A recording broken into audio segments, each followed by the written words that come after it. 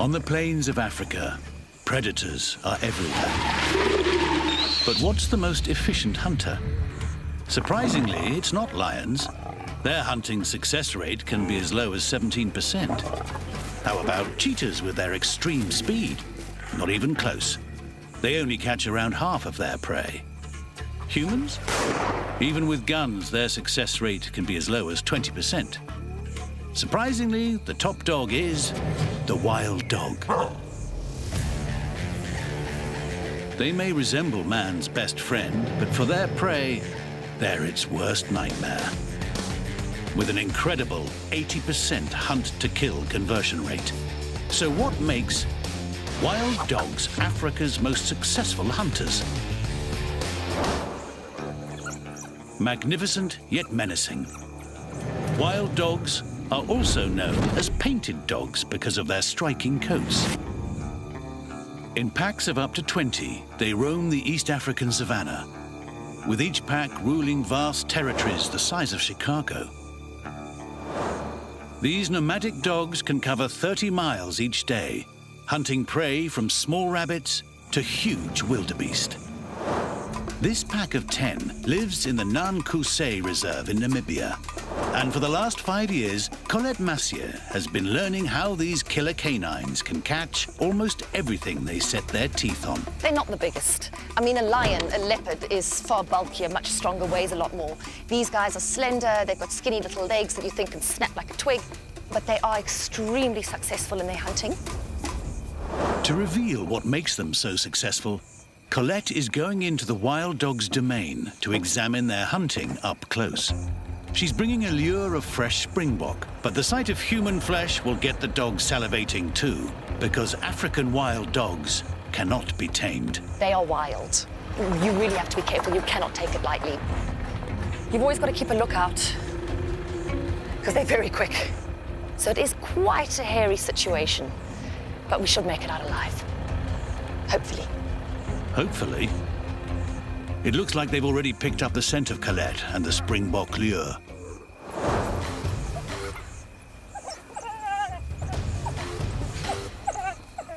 They're coming. The hunt is on. And the dogs easily keep pace with the truck. They can reach speeds of 60 k's per hour, which is incredible. That's nearly 40 miles per hour, and not as a short sprint. The secret to their hunting success is they can sustain their speed. Prey like antelope can outsprint them, but these dogs maintain their sprint speed for up to 3 miles. Like long-distance cycling teams, they swap the leader to maintain the pace. This dog on the right comes from the back and now takes the lead. And that's how the pack as a whole really manages to go these long distances that a cheetah could never do, or a leopard, or even a lion. For the prey, it's like being chased by 10 furry terminators. They just keep coming. No matter how fast you run, or you think you're running, you're going to tire, you're going to slow down, but these guys are going to keep going. It's relentless. And as the prey tires, the dogs do something amazing. They communicate with each other. Constant yelps and body language cues send orders across the pack, organizing the hunting party into attack positions. Their technique is to also round the prey and cut off the weakest. That's exactly what they're doing. They were sort of trying to cut us off as a piece of meat, really. Dogs move to take out the target, flanking the sides. Others are commanded to sprint forward and head it off. So this piece of springbok we have here doesn't actually stand a chance.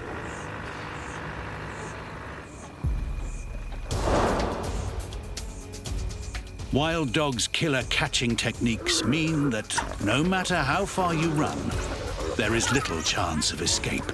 They are Africa's most magnificent, amazing hunters. I'm so lucky to be able to see this in action.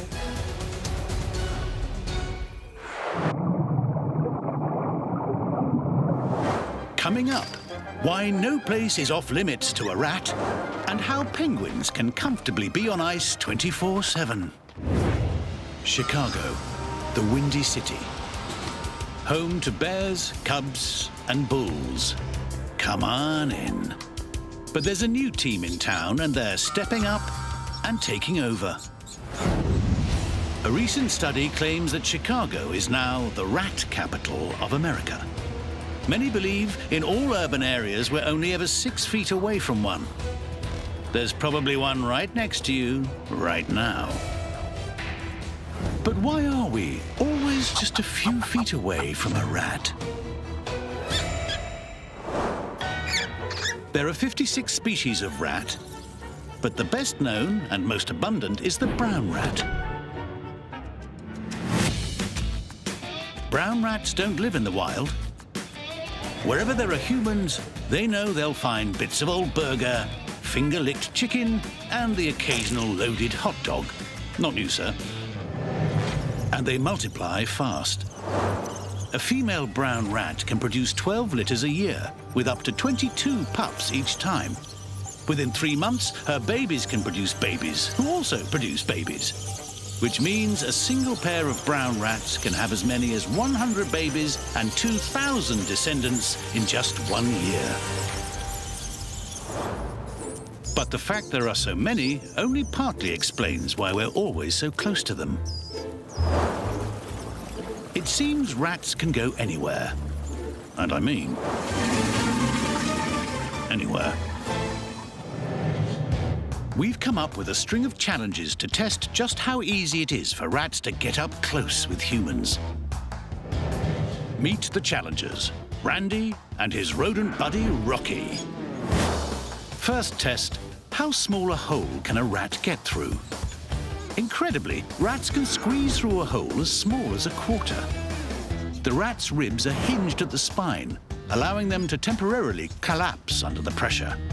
The general rule is, if its head fits, then the body will follow. Better block up those baseboards. Now, will this chasm stop them? Incredible. Rats can jump 2.5 feet in the air. That's the equivalent of the average man jumping 11 feet off the ground. Handy for finding food in all those high places. These pipes look like a tough climb, but rats can scale almost any vertical surface thanks to their extremely sharp claws, while pushing their backs against the pipe walls to gain traction. Like a rat up a drain pipe. Randy's taking a well-earned breather. But will Rocky take on the high wire challenge? Nice work. Whoa! Rocky nearly fell, but not to worry. He has incredible balance, thanks to his supersized tail. A rat's tail follows a similar principle as a tightrope walker's pole. It works as a counterbalance. If he tips one way, the tail swings in the opposite direction. This balancing technique allows the rat to run across power lines and into your home. Approaching the final curve, Rocky's committing the ultimate phobic nightmare. A rat can scurry up sewer pipes and into your toilet. Rats are excellent swimmers and can tread water for 3 days. They can even survive being flushed back down, because they can hold their breath underwater for 3 minutes. Rats don't always get a good rap, but when it comes to sniffing out food, there's no home, bathroom, or kitchen that's off limits. Which is why Randy and his agile buddies are always just a few feet away. Lunch is on me, fellas. Coming up, a penguin baby with antifreeze feet. Antarctica, the coldest place on Earth. Temperatures down here plummet to a record minus 135.8 degrees Fahrenheit. Imagine standing in those temperatures. Cold yet? Well, now imagine standing there without shoes or socks, just bare feet. After just 2 minutes, without warm blood pumping around your feet, your toes start to freeze and will eventually fall off. But amazingly, there is one animal whose feet are fine in this deep freeze: the penguin. They stand around for months with bare toes, just chilling out. So, why don't penguins' feet freeze? These ice sheets are home to an estimated 40 million penguins. Huge groups of small southern rockhoppers, kings, and the biggest, most iconic, emperors. To keep their bodies warm in the freezing cold, all these brilliant birds have an insulating layer of fat and thick, downy feathers that trap warm air against the skin. Except on their feet. Look at them. Those toes have no feathers, no fat, nothing to keep them warm. Instead, clever internal plumbing keeps their toes toasty. Blood vessels bring cold blood up from the bare feet. Warm blood comes down from the feather-coated body. Where the blood meets, the vessels wrap around each other, allowing the hot blood to warm up the cold blood. It means blood going up into the body isn't cold, and blood pumping down is warm enough to keep their toes from freezing. If you're into science, it's called the countercurrent heat exchange. But when freezing Antarctic blizzards come in, even this biological brilliance needs help. To heat their toes, penguins sit on their backsides to raise their feet off the cold ice and wrap them and their young in their feathers. It's the equivalent of penguin slippers. These feet-warming tactics might not give them a grip on the ice, but it does give them happy feet.